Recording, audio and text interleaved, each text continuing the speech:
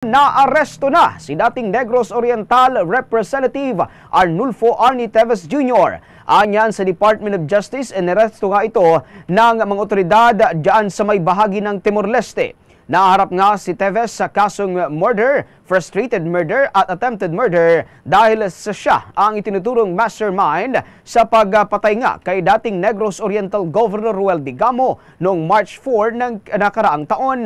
Matapos kasi ang naturang insidente ay nagtago itong si Teves diyan sa may Timor-Leste kung saan sinubukan niya pang kumuha ng special political asylum, ngunit tinanggihan ito. At sa pangalawang pagkakataon nga ay napabalita rin na nag-apply itong dating mambabatas ng panibagong political asylum, ngunit hindi pa ito naaprubahan. Bukod nga sa pamaril kay Digamo ay kinasuhan din ito sa pagpatay pa sa 3 individual sa Negros Oriental noong taong 2019.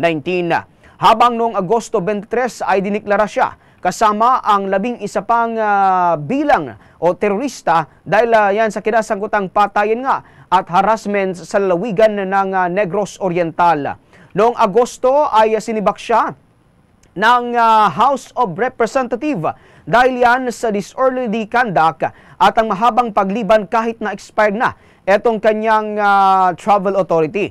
Habang noong Pebrero naman ay inilagay si Teves sa red notice list ng International Criminal Police Organization o itong Interpol.